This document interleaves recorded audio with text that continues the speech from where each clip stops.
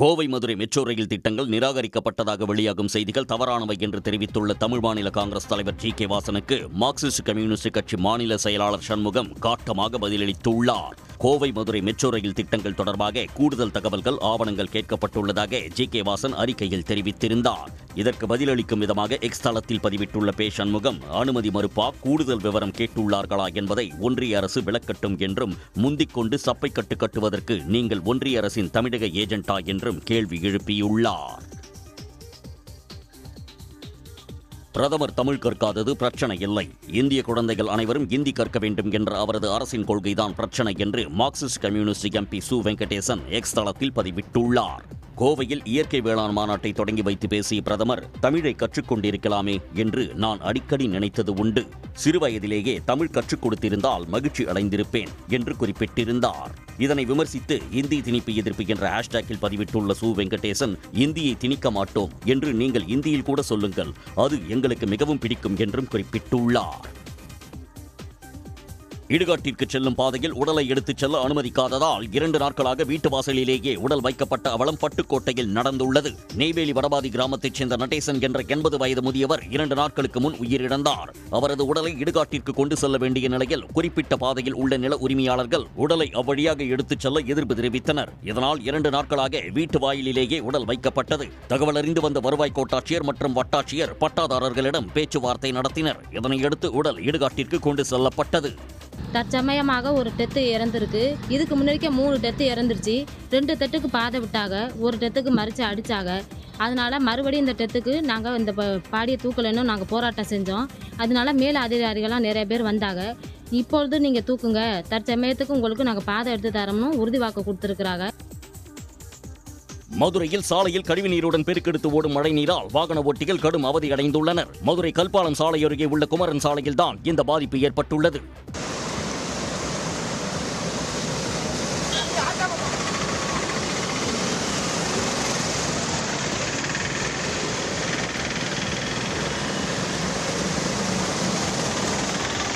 இதனால் அலுவலகம் மற்றும் பள்ளி செல்பவர்கள் கடும் சிரமத்திற்கு ஆளாகி உள்ளனர். டெய்லியுமே இந்த மாதிரி தண்ணி மழை பெஞ்சிச்சுனாலும் சரி, மழை பெய்யலனாலும் சரி, நம்ம தண்ணி நின்றுக்கிட்டே தான் இருக்குது. அதே மாதிரி சாக்கடையுமே மிங்கிள் ஆகி இருக்குது.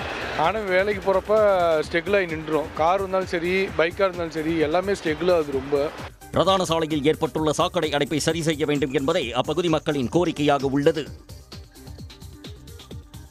சங்கரன் கோவிலில் 16% கூலி உயர்வை முழுமையாக அமல்படுத்த கோரி விசைத்தறி தொழிலாளர்கள் தொடர் வேலை நிறுத்த போராட்டத்தில் ஈடுபட்டுள்ளனர். கடந்த 2024ஆம் ஆண்டு நடைபெற்ற முத்தரப்பு பேச்சுவார்த்தை அடிப்படையில் போடப்பட்ட 16% ஊதிய உயர்வு ஒப்பந்தத்தை முழுமையாக அமல்படுத்தாமல் 10 விழுக்காடு கூலி உயர்வை மட்டும் வழங்குவதாக அவர்கள் கூறுகின்றனர். 11/2025 முதல் சங்கரன் கோவில் சுற்று வட்டார பகுதியில் உள்ள அனைத்து விசைத்தறிகளும், வீடு சார்ந்த விசைத்தறிகளும், ஃபேக்டரி விசைத்தறிகளும் இன்று முதல் கால வரையற்ற வேலைநிறுத்தம் செய்யறோம். தொழிலாளர்களின் பிரச்சனையில் தொழிலாளர் நலத்துறையும் மாவட்ட நிர்வாகமும் உடனடியாக தலையிட்டு 16% கூலி உயர்வை பெற்றுத்தர வேண்டும் என்று அவர்கள் கோரிக்கை விடுத்துள்ளனர். தென்காசி மாவட்டம் பாவூர் சத்திரத்தில் பள்ளியை மழைநீர் சூழ்ந்ததால் மாணவர்கள் கடும் அவதி அடைந்துள்ளனர். பாவூர் சத்திரத்தில் 300 மாணவர்கள் பயின்று வரும் இந்து தொடக்கப்பள்ளி வளாகத்தில் மழைநீர் தேங்கி வெளியேற முடியாத நிலை ஏற்பட்டுள்ளது. இதனால் பள்ளிக்கு வந்த மாணவர்கள் வகுப்பறைகளுக்கு செல்ல கடும் சிரமம் அடைந்தனர். தேங்கிய மழைநீரில் செங்கற்களை அடுக்கி வைத்து மாணவர்கள் வகுப்பறைகளுக்கு செல்ல ஆசிரியர்கள் உதவினர். மழை பெய்தனால தண்ணி தேங்கி இருக்கு. எங்களால் செங்கல் வைத்தனால தான் இப்போ நடக்க முடியுது. மறுபடியும் மழை பெஞ்சா இது மாதிரி நடக்க முடியாது. எங்களுக்கு சரி செய்து தரபடி கேட்டுக்கொள்கிறேன். எங்கள் ஸ்கூல் மழை பெய்தால் தண்ணி தேங்கி கிடக்கிறது. வெளியே போக வழி இல்லை. வெளியே ரோடை வைத்து போட்டிருக்காங்க. அதனால் அரசு நடவடிக்கை எடுக்குமாறு கேட்டுக்கொள்கிறோம். மழை நீரை வெளியேற்ற அதிகாரிகள் உரிய நடவடிக்கை எடுக்க வேண்டும் என மாணவர்கள் மற்றும் பெற்றோர் கோரிக்கை விடுத்துள்ளனர். தஞ்சையின் பொழுதுபோக்கு பூங்காக்களில் ஒன்றான தொல்காப்பியர் செதுக்க பூங்கா பராமரிப்பு ஏதும் இல்லாமல் புதர்மண்டி காட்சி அளிப்பதாக மக்கள் வேதனை தெரிவிக்கின்றனர். கடந்த 1995ஆம் ஆண்டு தஞ்சையில் நடைபெற்ற உலகத் தமிழ் மாநாட்டின் போது அங்கு பல்வேறு வளர்ச்சிப் பணிகள் மேற்கொள்ளப்பட்டன. அதன் ஒரு பகுதியாக தொல்காப்பியரை நினைவு கூறும் வகையில் இப்பூங்கா அமைக்கப்பட்டது. தற்போது மது அருந்துவோரின் கூடாரமாக காட்சியளிப்பதால் பெண்கள், குழந்தைகள் உள்ளிட்டோர் அமர்ந்து ஓய்வெடுத்து செல்ல முடியாத நிலை இருப்பதாக மக்கள் கூறுகின்றனர். எல்லாமே பழுதடைஞ்சிருக்குன்னா ரொம்ப விரிசலாக இருக்குது, ரொம்ப சேதாரமாக இருக்குது. அதெல்லாம் பராமரிப்பு செஞ்சு பொதுமக்கள் பயன்படும் வகையில் வச்சாங்கன்னா கொஞ்சம் நல்லாயிருக்கும். ரெண்டாவது இது ஒரு மது கூடாரமாக கூட இருக்குது. அதையும் கொஞ்சம் அரசு தலையிட்டு அந்த குடிச்சிட்டு நீங்கள் வந்து உட்கார்றவங்களை வந்து கொஞ்சம் தடுத்தா நல்லா இருக்கும். பூங்காவை முறையாக சீரமைக்க வேண்டும் என்பது மக்களின் எதிர்பார்ப்பாகும். நெல்லை அரசு மருத்துவமனையில் உரிய சிகிச்சை அளிக்காததால் பெண் உயிரிழந்ததாக கூறி அவரது மகள் வாக்குவாதத்தில் ஈடுபட்டார். தூத்துக்குடி மாவட்டம் கயத்தாரை சேர்ந்த ஊர்காளி என்ற பெண்ணுக்கு ஏற்பட்ட தீராத வயிற்றுவலி காரணமாக நெல்லை அரசு மருத்துவமனையில் அனுமதிக்கப்பட்டார். ஆனால் அவர் சிகிச்சை பலனின்றி உயிரிழந்தார். முறையான சிகிச்சை அளிக்கப்படாததாலேயே தாய் உயிரிழந்ததாக கூறி அவரது மகள் மருத்துவமனை ஊழியர்களுடன் வாக்குவாதத்தில் ஈடுபட்டார்.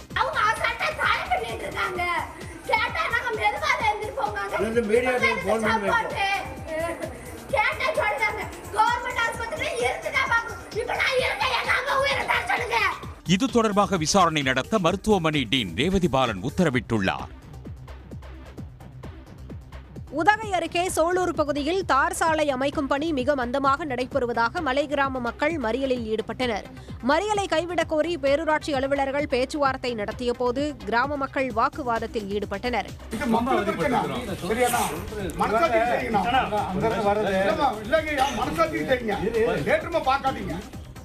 சாலை பணி நிறைவு பெறாமல் உள்ளதால் தட்டநெறி, தூபகண்டி உள்ளிட்ட 7 மலை கிராமங்களைச் சேர்ந்த மக்கள் பாதிக்கப்படுவதாக தெரிவித்தனர். டெண்டர் வந்து ஜூன் மாதம் விட்டது, இன்னைக்கு வரைக்கும் எந்த வேலையும் செய்யலை. அதில் வந்து என்னன்னு கேட்டிங்கன்னா வந்து எல்லாம் நோண்டி விட்டு போயிட்டாங்க.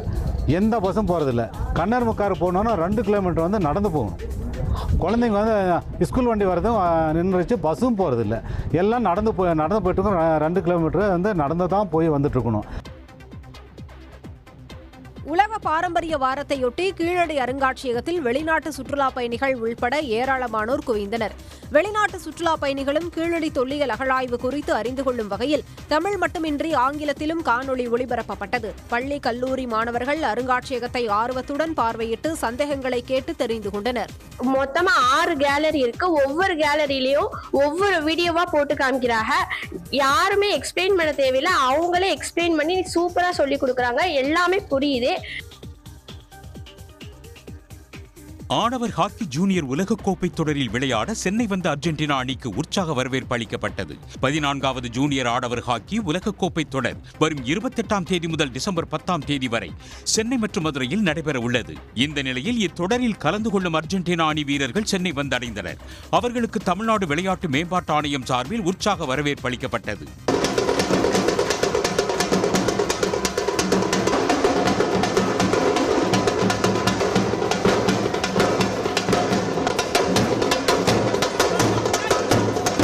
இதில் பங்கேற்கும் 24 அணிகள் 6 பிரிவுகளாக பிரிந்து விளையாட உள்ளன. தேனி மாவட்டம் தேவாரத்தில் விவசாயத்திற்கு புதிய மின் இணைப்பு வழங்க ரூபாய் 20,000 லஞ்சம் வாங்கிய போது மின்வாரிய பொறியாளர் கையும் களவுமாக கைது செய்யப்பட்டார். தேவாரம் பகுதியில் வசிக்கும் ராமச்சந்திரன் என்பவர் தனது விவசாய நிலத்திற்கு மின் இணைப்பு வழங்க கோரி விண்ணப்பித்த போது மின்வாரிய பொறியாளர் லட்சுமணன் லஞ்சம் கேட்டதாக கூறப்படுகிறது. இதையடுத்து லஞ்ச ஒழிப்புத்துறையிடம் ராமச்சந்திரன் அளித்த புகாரின் அடிப்படையில் மின்வாரிய பொறியாளர் லட்சுமணன் கைது செய்யப்பட்டார். உலக பாரம்பரிய வாரத்தை முன்னிட்டு செங்கல்பட்டு மாவட்டம் மாமல்லபுரம் சுற்றுலா தளம் மற்றும் புராதன சிற்பங்களை பொதுமக்கள் கட்டணமின்றி காண அனுமதிக்கப்பட்டனர். கடற்கரை கோயில், 5 ரதம், அர்ஜுனன் தபசு, கிருஷ்ண மண்டபம், வெண்ணெய் உருண்டை உள்ளிட்ட தளங்களை ஏராளமான உள்நாட்டு மற்றும் வெளிநாட்டு சுற்றுலா பயணிகள் பார்வையிட்டு மகிழ்ந்தனர். இயற்கை கல்லுல செஞ்ச அந்த சிலைகள், வடிவங்கள் எல்லாம் அவ்வளவு அருமையாகவும் அழகாகவும் இருக்கு. உண்மையிலே எங்களுக்கு ரொம்ப சந்தோஷம். இது ஒரு நல்ல அனுபவம் எங்களுக்கு. மலேசியால இருந்து வந்த எங்களுக்கு இந்தியா நாட்டுக்கு ஒரு நன்றி சொல்லணும். நாங்க ரொம்ப நன்றி. சீர்காழியில் 2 நாட்களாக பெய்த கனமழையால் வயல்களில் தண்ணீர் தேங்கி சம்பா சாகுபடி பயிர்கள் நீரில் மூழ்கி உள்ளன. எடக்குடி வடபாதி ஊராட்சிக்கு உட்பட்ட கிழக்கரைமேடு, நடுக்கரைமேடு, மேலக்கரைமேடு உள்ளிட்ட 5 கிராமங்களில் இந்த பாதிப்பு ஏற்பட்டுள்ளது. வடிகால் வாய்க்காலை சரியாக தூர் வாராததே இதற்கு காரணம் என விவசாயிகள் குற்றம் சாட்டியுள்ளனர். 2 வருஷமா இதுமாரி நட்டு தண்ணியிலே போயிட்டு இருக்கு. வாய்க்கால் சரியான முறையில் தூர் வாரது கிடையாது. போகம் நட்டோம், சுத்தமாக தண்ணியில் போயிடுச்சு. இப்போ 2வது போகமும் திரும்பி நட்டுருக்கோம். திரும்பியும் தண்ணி முழுவி சுத்தமாக தண்ணியில் கிடக்கு. வாய்க்கால் சரியான முறையில் தூர் வராதனால தான் தண்ணி தேங்குது. அதுவும் இல்லாத தெரு ஃபுல்லாக தண்ணியாக தேங்கி நடக்க பாதை கிடையாது. தெருவும் கொஞ்சம் சரி பண்ணி கொடுக்கணும். ஏதோ வாய்க்கால் சரி பண்ணி கொடுத்தாங்க, தண்ணி வடிஞ்சிரும். அதிகாரிகள் ஆய்வு செய்து நிவாரணம் வழங்க வேண்டும் என கோரிக்கை வைக்கப்பட்டுள்ளது. விளையாட்டு வீரர்களை தேர்வு செய்வதில் அரசியல் இருக்கக்கூடாது என தமிழ்நாடு தடகள மற்றும் விளையாட்டு சங்க தலைவர் தெரிவித்துள்ளார். இந்தோனேஷியாவில் நடைபெற்ற உலக ஆணழகன் போட்டியில் மிஸ்டர் யூனிவர்ஸ் பட்டம் மற்றும் பல்வேறு பிரிவுகளில் பதக்கங்கள் வென்ற தமிழகத்தை சேர்ந்த வீரர்களுக்கு சென்னை எழும்பூரில் பாராட்டு விழா நடத்தப்பட்டது. நாங்கள் ஒரு பைசாக்கு விலை போக மாட்டோம். We are dedicated to give service to the young and poor guys to take up the talents and get gold medals in state level, national level and Olympic. பாடி பில்டர்களுக்கு பெரிய அளவில் உதவி இல்லை என்றும் அரசு தங்களுக்கு உதவ வேண்டும் எனவும் 3 முறை மிஸ்டர் யூனிவர்ஸ் பட்டம் வென்ற சரவணன் மணி வலியுறுத்தியுள்ளார். நாகை அருகே +2 மாணவியிடம் பாலியல் அத்துமீறலில் ஈடுபட்டு போக்சோ சட்டத்தின் கீழ் கைது செய்யப்பட்ட தலைமை காவலரை நிரந்தர பணி நீக்கம் செய்து SP அதிரடி உத்தரவிட்டுள்ளார். திட்டச்சேரி காவல் நிலையத்தில் பணியாற்றி வந்த காவலர் குணா தனது சகோதரி மகளிடம் பாலியல் அத்துமீறலில் ஈடுபட்டதாக கூறப்படுகிறது. இது தொடர்பாக குணா மீது போக்சோ வழக்கு பதிவு செய்யப்பட்டதுடன் அவர் கைதும் செய்யப்பட்டார். இதற்காக அவர் பணியிடை நீக்கம் செய்யப்பட்டிருந்த நிலையில் தற்போது நிரந்தரமாக பணி நீக்கம் செய்யப்பட்டுள்ளார். மேற்கு தொடர்ச்சி மலையில் பெய்து வரும் கனமழை காரணமாக நெல்லை மாவட்டம் களக்காடு தலையணை அருவியில் நீர்வரத்து அதிகரிப்பால் சுற்றுலா பயணிகள் அருவியில் குளிக்க வனத்துறையினர் தடை விதித்துள்ளனர்.